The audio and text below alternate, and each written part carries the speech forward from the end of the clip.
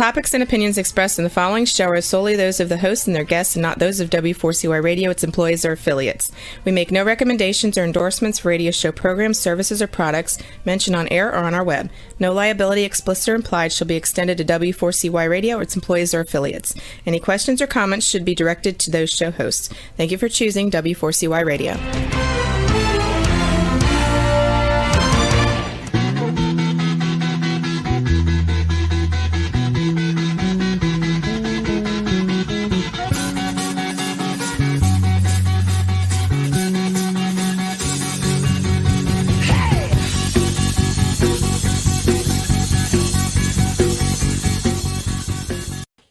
Welcome to the Camping Show. I'm C.W. Getz. And I'm Willow Munson. It's Wednesday, November 10th, 2021.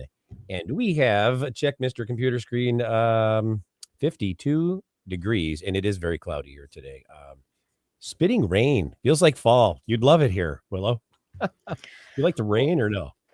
I do. I mean, not every day, but I can appreciate a good rainstorm. Well, today was just a mist storm, and it was very windy and very, I should say breezy, not windy. But it was just spitting all day. It was just like one of those hazy, yucky fall days that I love so much. And I know you do. I'm being sarcastic, but I think you do like those. I kind of do. I mean, I prefer the sun, but we had 70-degree weather here. It's fall. Really? Yeah, so it was really lovely. And the sun was out, and it was blue, and all the leaves are still in the trees up here. So it was really gorgeous. Now, see, I could take that. That would, if that's your picture of fall, I like that picture. But my picture of fall here today, not so much. Not so much. Well, tonight's episode is brought to you by Campground Views, making camping easier. Also by Rutabaga Paddle Sports, providing time on the water. Tonight's episode is Winter Kayaking with our special guests, Colin, Kemp, and Dan Bowers. Willow, could you tell us a little about Dan and Colin, please? 34-year-old manager and buyer for Rutabaga Paddle Sports in Madison, Wisconsin, Dan Bowers is a well-known figure in the whitewater paddling community. Having been drawn to the sport over 10 years ago, Dan is a certified sea kayak guide and has guided many trips in large bodies of water, including Lake Superior. Dan considers himself extremely fortunate to have discovered paddling, and specifically whitewater paddling, which has taken him many places over the past decade, providing a great deal of fulfillment in his life. 44-year-old director of sales for Jackson Kayak, the #1 manufacturer of whitewater kayaks in the world, Colin Kemp has been involved in paddling for over 3 decades. Initially, Colin began competing in slalom-style kayaking before transitioning into other styles, including freestyle. Then, in 2011, Colin made the U.S. national freestyle team, representing the United States at the World Championships, proudly earning 4th place in the squirt boat category. More recently, Colin continues to compete and participate in Reno River Festival, as well as others. Well, with that, welcome to the show, Colin and Dan. Welcome, guys. Good afternoon, everybody. How are you doing? All right, we were talking, wait a minute, Mustang's a 774. I put my snow tires on today. We had 7.5 inches of snow last Friday. Crazy. Well, yeah. We had a 42-inch storm here in the Sierra already, so I can relate. Oh, I feel like Dan's ready for that snow. No. Well, you look prepared. You guys have worse weather than we do, so I'm waiting for it. Willow's going to get the last of it. She's going to be the last one to get that stuff. Hey, we were talking about something before, because this show is all about entertainment and information and education, right? So, what is the latest? You guys had kind of a bad day, it sounds like, with experience here with all this stuff going on with this cargo. Supply chain management. Yeah. Tell us what's going on. Willow, we're going to hear about your day, too. We might as well. I mean, oh, my goodness. What's the supply chain? The latest condensed version is that with the beginning of COVID, everyone has been driven to the outdoors, which is a great thing. But having said that, as the demand's gone up and we've ramped up our manufacturing to try to support it, just like a lot of our competitors, we order our parts, we order our supplies, and they're not all getting to us on time. And that is the challenge, to say the least. Yeah, they lost a container of boats. boats, parts, you name it. No one's immune. We're all in that same proverbial boat on this one for sure. I gotta agree with you. How do you lose a container of boats? You know. Well, you've read the stories about containers of shoes and things like that floating in the ocean or sinking. I think you lose them amongst other containers. That's the obvious answer. Yeah, about 7,000 containers per freighter, usually something like that is what I believe. Yeah, wow. So you gotta tell a story on that. So I have a friend who shall remain nameless, but he reps a ice fishing company. And apparently in the beginning of all this stuff, his winter product was on a overloaded boat coming overseas, and they hit a storm, and the decision on that boat was they need to lose weight. And so one of his containers went to go meet the fishes before it was supposed to. Dude, so it's not just backed up at the ports. It's all over the place. Who pays Colin, for that? you're kind of. Oh, sorry. Oh, you're fine. You're fine. Colin's just kind of like, yep, sounds about right. Every day, it's a similar but slightly different fire. Wow. Yeah. Willow, did anything suck about your day today, or you had a good day? I mean, in comparison, no, but I just kind of had your basic, boring college student life day, work all day, expect to do more work tonight. Wow. So. Hey, and by the way, Mom and Dad, Willow's mom and dad, she's not eating ramen noodles. She's eating healthy things. I saw that. Just so they know. Yeah. Well, I'll let you go ahead with the first question, Willow. Yes. So why, I mean, kind of the obvious question is, why would anyone want to go paddling in the winter? Why wouldn't you want to kayak year round? Yeah. I guess we'll have to get to the stab of the question is if you do have to experience winter, why would you want to do it? And I think there's a lot of easy answers, but the answer that really hits that is that it brings a different environment, a different challenge, but also it's a different canvas to find yourself paddling in.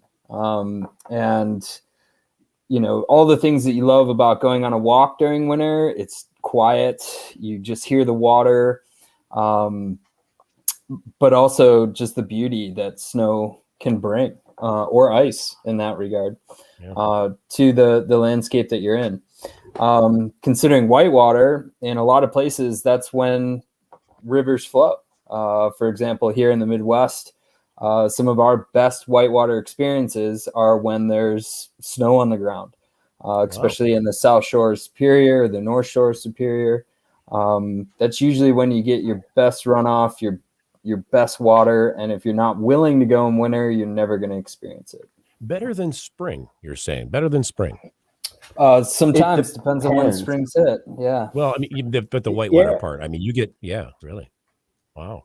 And to Dan's point, like where we are in the Sierra, you know, you can get winter storms that come in that above a certain elevation, it's snow, but it rains down low. So certain really choice runs run more frequently in the winter, whereas you can catch them in the spring runoff. But depending on the snowpack over a year, if you don't take advantage of the winter storms, you're going to only deal with a fraction of the potential time that run can go in the year. Because if it's a low snowpack, you don't get a lot of runoff in the spring. Yeah. So the window of opportunity narrows, right? And also another thing here, is we get some pretty wind events that come with our storms, and so we get a really unique opportunity to surf ocean style waves in Lake Tahoe. And, you know, we're talking 6 to 8 foot tall waves sometimes. So that doesn't, we don't get that kind of wind typically in the summer. So you don't get the shaping up of the waves when it's warm, unfortunately. Yeah. So where are the best places to go winter kayaking, actually? Well, the general rule would be South or Central America. To escape the cold. That was an annual tradition for sure, but it really depends on where you're at. And you know, like I said, we'll have different answers here than Dan will have for, his neck of the woods, for sure. So here it's typically lower elevation in the winter, in the Sierra, but I'll let Dan speak to his backyard. Yeah, I mean, I'd be yelled at even though we're talking about kayaking. I'd be have some pokes later from friends if I don't mention that Sheboygan in Wisconsin is considered the surf capital of the world. And while it's not kayak specific, it's usually surfboards. Those guys are out surfing Lake Michigan from November to December. Wow. So if you're looking to try and catch on a Great Lake, you want to find yourself in Sheboygan in November, December. I did not know that. That's the really surf it's capital early. The States. Yeah. Wow. Of the Midwest. Yeah. I'm sure some places Midwest in Chicago, like Montrose Beach and stuff, will challenge that. But Sheboygan has definitely labeled themselves that, and there's T-shirts to boot. So. But well, if there are T-shirts, it's legit. It's legit. That's right. That's right. But heading up north, some of our best class 4 or 5 runs, really start flushing out in maybe March, as we get into spring. But some of the stuff in Wisconsin will run all the way through up until January.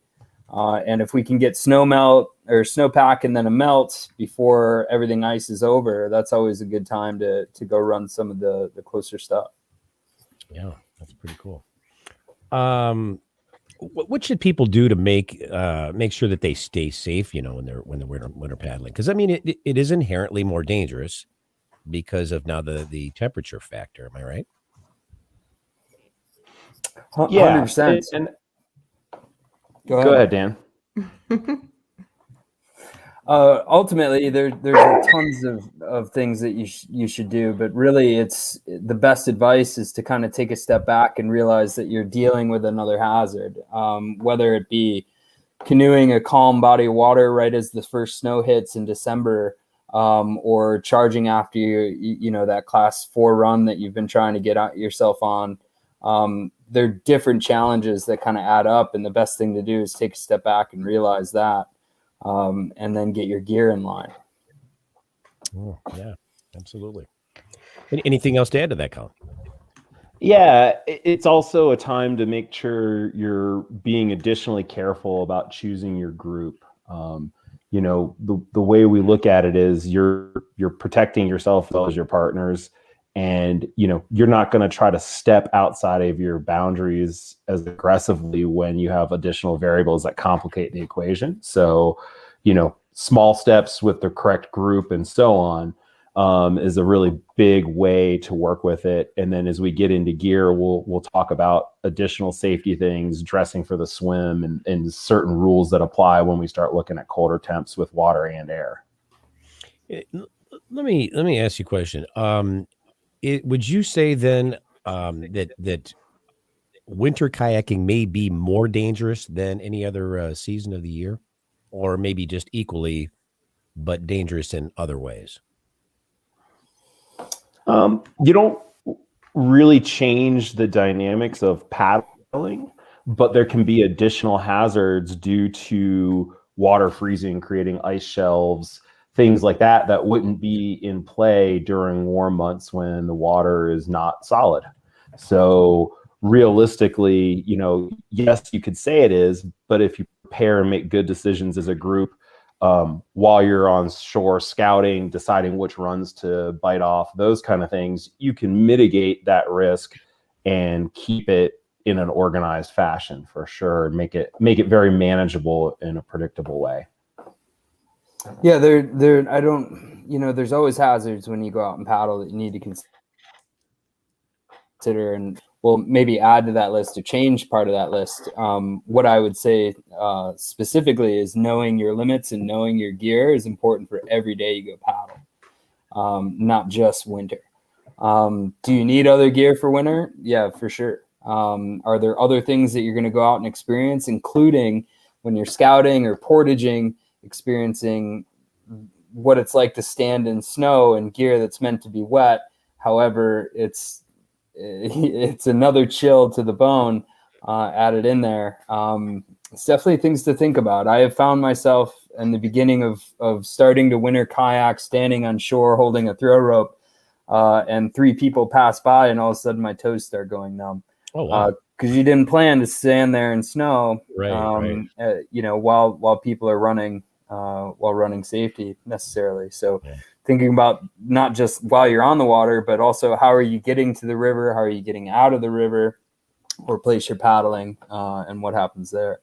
I want to circle back for our Midwest folks and talk really quick about a fun place to go paddle that you have to go experience because they're shutting it down. But if you haven't heard of Lake Columbia in Wisconsin, go Google that, go check it out. It's actually a cooling reservoir lake for a dam or for a power plant that's coal powered. And so year round, that water is like 75 degrees. Nice. And so if you go paddle that midwinter, obviously be careful, dress for the air temp, maybe not the water temp experience. Yeah. But the fog that hits the morning, it's just it's an eerie, awesome, very cool place to go paddle. When the summer, it's just, paddling in a swimming pool. But in the winter, it's a super cool place to go paddle. What's the name of that place again? Lake Columbia. Lake Columbia. And where is that actually located near? North central Wisconsin. It's only about a few hours north of Madison. There you go. About an hour and a half or so. And now I will say to that point, that's a treat. We used to have a training facility in Maryland where I used to live. That was the outflow for a coal-fired power plant. So same thing, 75-degree water in the summer. Wow. Or sorry, in the winter. But the water would be in excess of like 90 degrees in the summer. So you didn't really want to be in it. And one thing to extrapolate on what Dan was saying earlier is you should practice with your gear.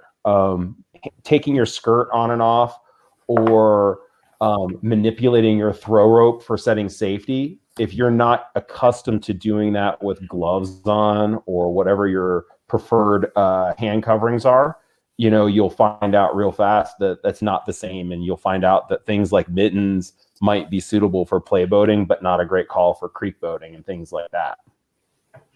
So that's some really interesting information. Do you have any other techniques that you would recommend paddlers learn before going winter paddling for the first time?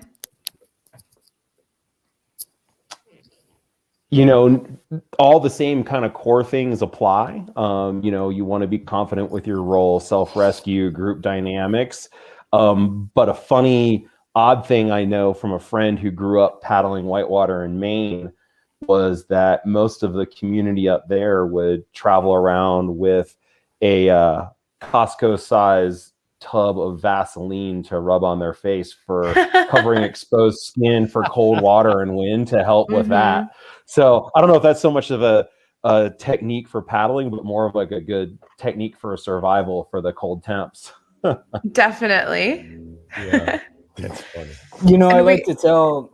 I'm sorry, Willow. No, go ahead. I do really like to tell new paddlers that go out and paddle that whether your choice is to kind of go with a wetsuit or a dry suit or the various gear that are out there, that before you get into something, you should probably test it out. And so I like to say at the shop, when you buy a dry suit, the first time, like, hey, let's put it on and go jump in the lake, as a joke. But it's not a joke. Go. Put it on, put yourself, submerge yourself, know what that's going to feel like, know what it feels like when your dry suit's full of air or your wetsuit is not covering certain parts of your body, or understand its thickness and its limits. You should do that before you put yourself in a boat, and you should do that before you travel to go paddle. So you should understand your gear, and how you do that is by immersing yourself and in a controlled environment where you're comfortable. You can get out, get some tea, change some clothes, assess the situation, and then make sure when you're in the field paddling that you're as comfortable as you can be. And I think that's an excellent piece of advice, Dan. I mean, test your gear, always test your gear and know what it feels like and know how to use it, everything before you, have to. Especially because you'll find some, go ahead, Willow. No, go ahead, it's fine. I'll say, so you'll find some good techniques. Like if I'm geared up and ready to put in on a run, usually in the winter, I'll just jump in the water up to neck level and gap the latex nest gasket to force all the air out. Because once you do swim in a dry suit, even if it's properly burped, it's a lot more drag than you're accustomed to. But then the flip side of that is sometimes put your mouth inside the net gasket, inhale through your nose, exhale through your mouth, turn yourself into the Michelin Man and see how far you can float on the surface in a dry suit like that. It's kind of fun too. That works. Yeah, Oh, absolutely. wow. The Michelin Man float. I love it. I've had that before. Yeah. And you just burp your suit like you said, but yeah. No dry suit company guarantees a particular way of floating when your suit's full of air. Just so you know, it's not like a life jacket rolls you over on your stomach or your back. Yeah, right. Yeah, your legs usually float higher than your head, so be careful. Scary. But we have a question here from Rachel, who is asking, do you pack food differently in the winter than warmer weather? For sure. There's a lot of things to consider, and altitude is always, let's say you're looking at cooking, you're doing a longer day trip and you have to eat lunch. And part of your lunch is ramen. We were joking about ramen noodles. But just like elevation, cold can affect boiling point of water. So, if you have to cook something, know that it's probably going to take a little more time or a little more effort into get boiling water if that's what you need. But, the big thing is bringing comfort to that moment. So, packing warmer foods or foods that aren't bricks if they're cold inside your kayak, and that's when you need to eat them. Cliff bars go in my dry suit, as an example, as opposed to on the outside of my vest, which sometimes gets iced over, etc. So keep that in mind. If you don't want to chew on an icicle on your lunch break, you should probably keep that food in a warmer spot. Yeah. You wear some of that inside then, so it stays about body temp then. Yeah, definitely. There's always and I apologize, Colin, but from a sea kayaking standpoint, we've always kind of, have this ideal, and sometimes it gets harder in whitewater, but if your boat holds all your gear and that's floating away from you, you probably want to have some stuff on yourself just in case you're left in that unique but tough situation. And so keeping little things of food, so if you're crashing, to be able to pull out and easily eat is always a good idea. And in this case, if you do wear it on the outside of your vest and it is as cold as sometimes it can get, know that vest may freeze shut, hard to be able to get into, we'll talk about a little bit later. We're going to talk about that a little later, right? Yeah. But also that food then becomes harder and you have to warm it up before you can just jump on it. So. But Colin had a tale there too. Yeah, no, we had the joking saying that once the temperature is absolute power bar, it's too cold, and that's when power bars become brittle and shatter. But what we also do is in the winter, I'll carry a thermos if I'm on a long day run kind of idea, and make it with something like tea or whatnot, versus in the summer, I'm usually trying to go lightweight. And as long as it's not a particularly gross river, I'll take a bottle that'll filter the river water itself, so I'm not carrying that weight. That warmth of a heated beverage in the winter in a thermos is well worth it for sure. I always take a thermos of soup or something like that, or chili or whatever, when we do canoeing, not kayaking, but I have to ask you a question. You brought up something about water filters. Do you ever have those freeze on you? And then you're kind of done, right, with the water filtering? Yeah, the trick is you always blow air back in to whatever the mechanism is. So whether you're a camelback person who's mountain biking in the winter, you should always blow air back in the hose through the bite valve, and then it's good. And with the filter system I use, there's two that I've done. One has a mouthpiece that you can blow air back in, and the other one is more like a French press, the way it works. Okay. So as long as you take that one out and just give it a big shake to knock any bulk water out of the filter, then that one's great. You don't have to worry about it too much. You don't just run Everclear through it then, right? No. Maybe after paddling. That taste would linger. That taste would linger. Yeah, it would melt the ice though, but it would probably leave a taste. So when you guys get wet and the temperatures are below freezing, does that present any issues with the functionality of your equipment or clothing? 100%. And if this is a later topic, I apologize, but there's a funny video, and I apologize, I could not find it for this event. I tried, but there's a video of me and my friends punching each other to try and loosen up our gear so we can take it off after a day of paddling. You get cheated in ice, and this slows down function of carabiners. This slows down function of zippers and access to that. And then it's obviously, when you have to take gloves off or equipment off to play with those things, that also adds time to that. So there's things to consider there as well. Yeah. And to that point, like had with longer hair helmet that had holes in it, hair freeze through it and have to put it next to the heater on the dashboard to get the helmet off of my head. But also to some of the gear things, like Dan was saying, depending on what kind of skirt you have, some of the skirts that are made for really burly creeking have a heavier rubber rand. And as the temperature drops, it gets a lot stiffer and harder to get over the cockpit rim of your boat. So you need to have practice that once again with gloves on or mittens, but also have enough oomph to pull it on once it's cold too. Fair enough. So you guys get a little creative out there from what I understand. Can you share some of that with us? Yeah, I guess a fun winter story. I grew up paddling on the Potomac River, and occasionally the upper parts of that river where it's flat before Great Falls would freeze fairly solid. And whenever you'd get the first warm day, there'd be big chunks of ice coming down the river. And we've done everything from pull yourself up on a truck-sized piece of ice and float down the whole river below Great Falls instead of paddling just to see if we could do it, to when we would have prime play spots where we're surfing a wave or a hole. When ice would break up and debris would be coming down, we would take turns having somebody on the side of the river spotting. So you might be in the feature surfing a wave, doing your tricks, but can't see far enough above the horizon. So you take turns having somebody shout and signal you when to get off of the wave and let big chunks of ice go flying by. Wow. What do you like? It's like, it sounds like you're Huck Finn on a big raft or something like that with this big ice thing, like a truck, the size of a truck. Am I right? Yeah.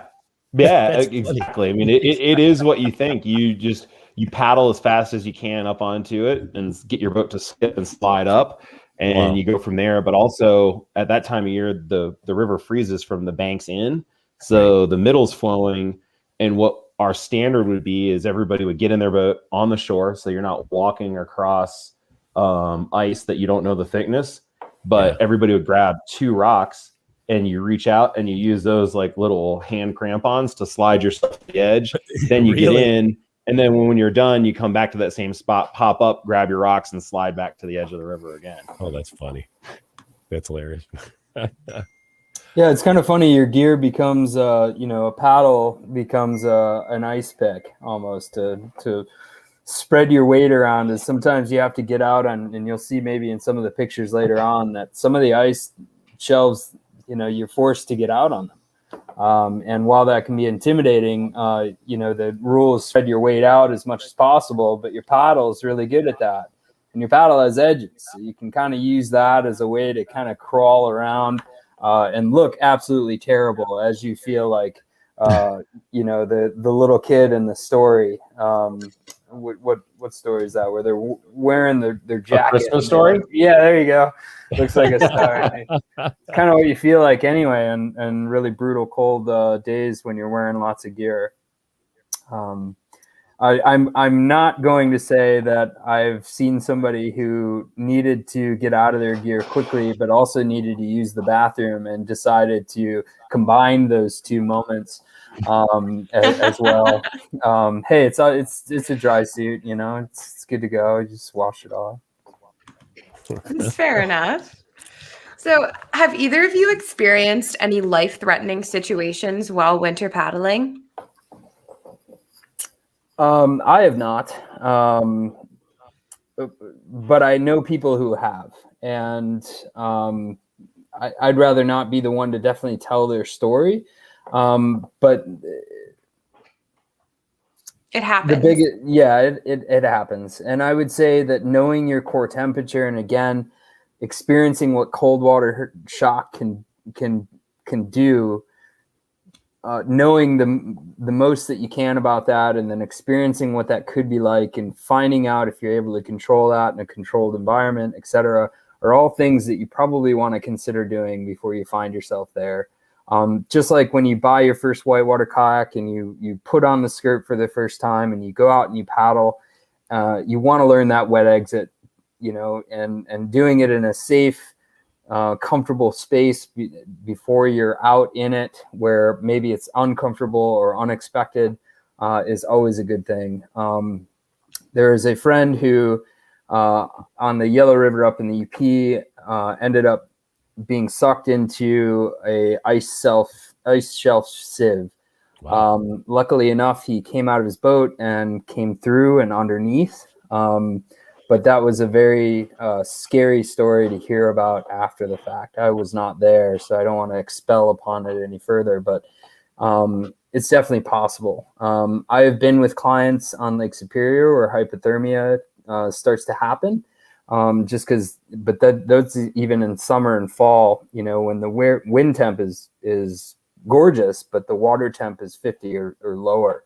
Yeah. And if people spend, more than 5 minutes in that lower water temperature, hypothermia can start to set in. So I've been in those situations, but nothing truly life-threatening yet. Wow. And stuff. I personally haven't had an additionally scary experience in the winter, but I think that also comes back to what we said before, being honest about your skills, your group skills, and making conscientious decisions before you put on how hard you're going to push. And the thing is, you got to remember that maybe one group, like when I used to live, like I said, back on the Potomac, we ran Great Falls every day. Choosing the water levels, but still running at easier water levels was very par and within our grasp. It doesn't mean that someone who maybe was a good boater, but had never been on it, not done it thousands of times, that might not be the right time to step up to that for your first time. And if you can be honest with yourself and your group about those, you can mitigate a lot. You can't always get rid of any risk or accidents, but you can sure do a heck of a job trying to reduce it a lot. Yeah. Makes perfect sense. Absolutely. Okay, well, on that note, we're going to take a break, but don't go away. We'll be back with more of The Camping Show on W4CY Radio and Talk 4 TV after these messages.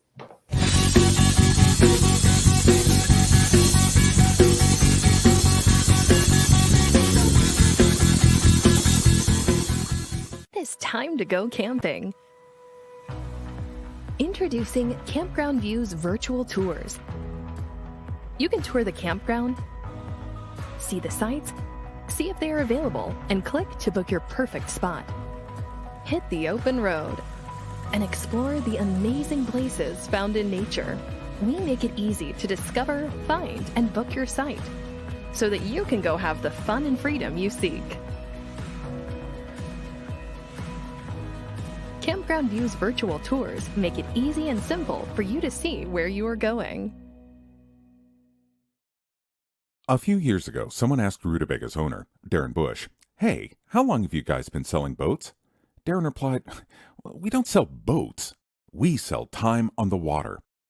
Of course, that comes in all types. We help people paddle more safely with Rutabaga outdoor programs. We rent canoes, kayaks, and stand-up paddleboards. We sell and install racks to get you from home to adventure. Rootabaga's got everything you need to get you out on the water, like paddles, life jackets, dry bags, and clothing. Rutabaga Paddle Sports, on the web at rutabaga.com.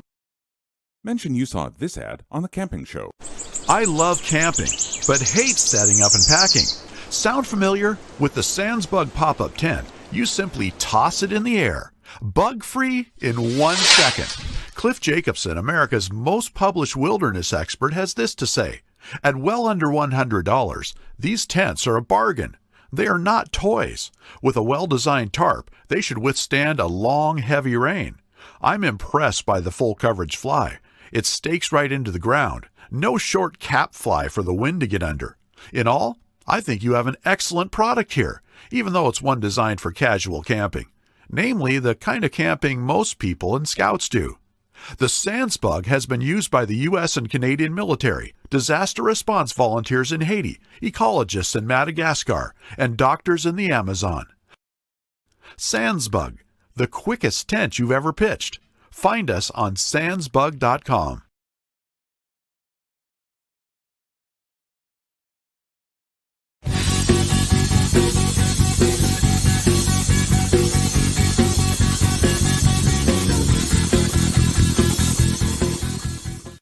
And we're back with our guests, Colin Kemp and Dan Bowers on the camping show. Roxy, can we have you put up some photos here, and we'll have Colin and Dan tell us about each of them, if that's all right.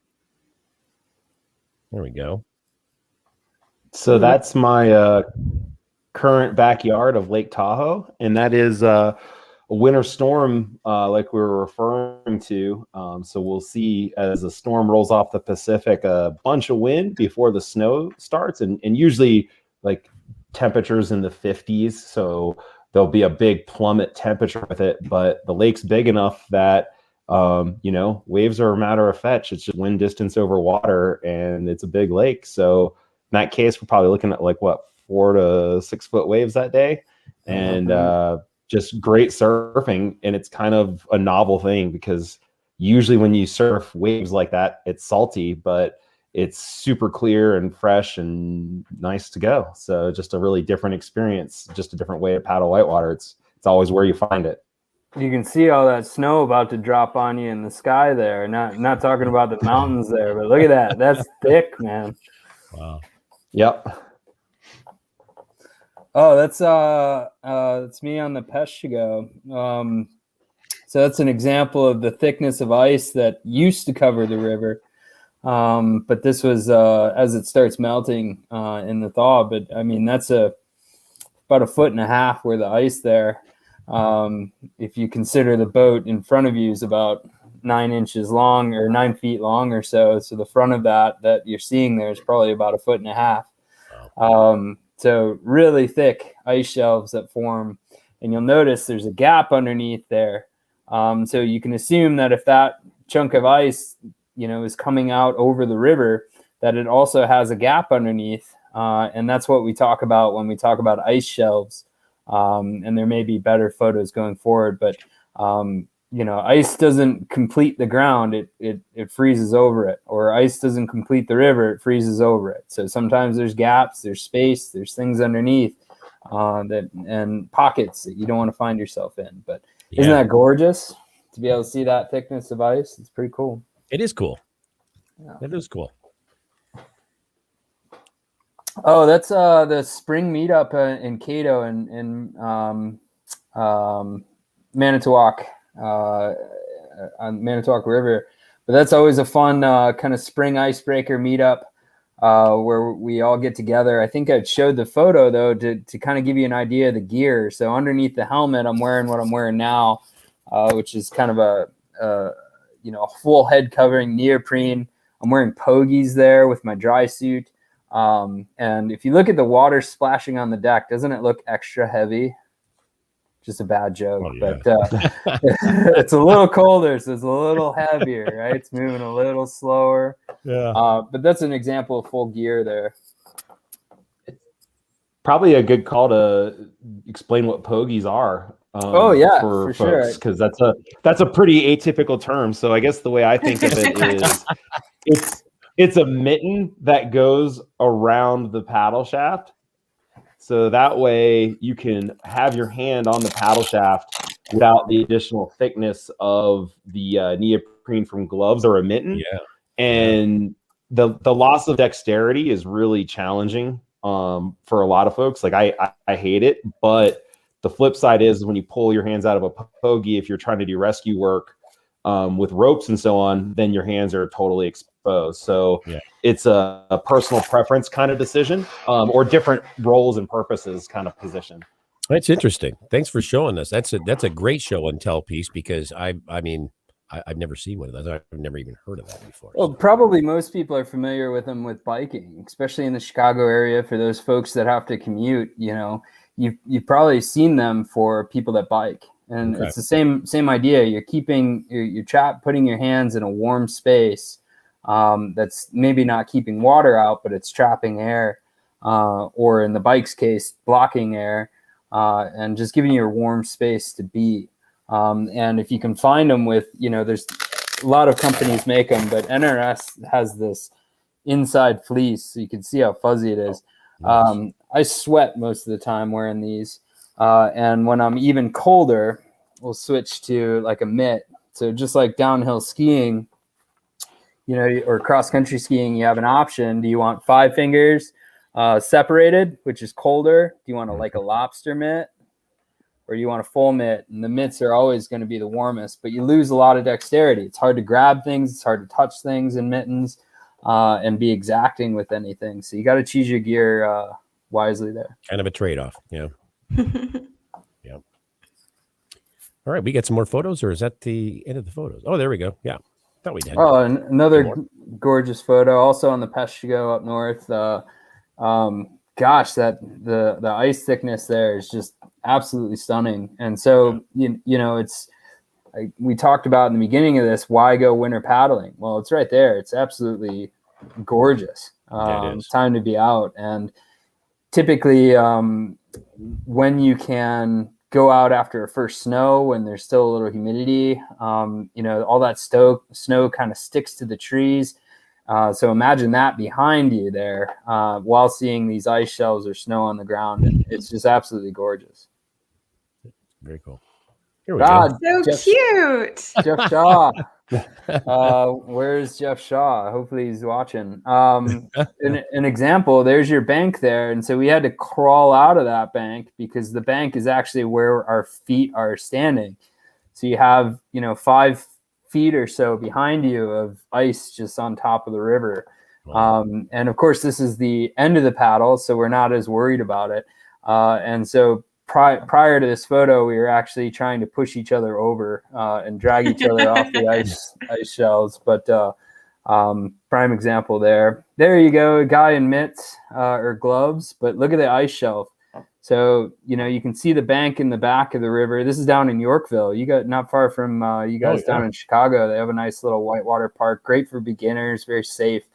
But here we are paddling it. I think this is like December, but you can see the ice shelf on the side there. And also you can see how cold it is by my buddy Sean's face is very red, right? Wow. I've done that park, not in the winter though. Yeah. This is down in Illinois too, believe it or not. This is the Vermilion River. Again, not far from Chicago, but the ice chunks, there may be a better photo, but those things are about a foot and a half thick. And when they all break up, they flow downriver. And so they make interesting shapes when they find themselves breaking off of what's on the river and what's left on the bank. And so you get these really awesome shapes of just ice that are kind of stuck and left over. So this is a spring paddling photo. Yeah. Which there you go. Look at that. So obviously the river. See where the high water mark is there. That's right. Crazy. Exactly. And so basically what we just saw out of that one piece of ice, there's a bunch of them all piled up. And, as the river breaks free or as ice breaks free and flows, it runs into others and collides. So, ice dams, ice shelves, all these things we'll kind of dive into. But, at that bridge, that ice dam could have extended across the river at an earlier time that year. So these are examples of things you want to look out for, but really cool to see. Yep. And looks like one more Tahoe shot there from a different day. Yeah. So Colin, what's the consistency like of these waves here? Do they break off pretty quick or do they hold for a while? It depends on the direction of the wind, which then dictates which beach we go to. And so you have very different bottoms right as you get to the shoreline. So it's very not like a point break. It's usually kind of erratic beach break, but sometimes there are sections that you can get, 40 to 50 meter rides laterally, as well as the duration towards the shore. So sometimes you do get some pretty good ones. And you kind of are usually watching the bigger peaks as they're farther out and guessing where they're going to line up. And so it's a little bit of a roll of dice, not quite as like repeatable as an wave, but you get the idea once you get out there and you start catching a few. We had a question pop up here, and Rox, if you can put that back up here. We're winding down on 3 minutes here, so we're going to do this. We need to do this really quickly because we're going to ask people where to go to follow you guys. Cool Quest, do you use do you use ice picks to pull yourselves out of the rivers?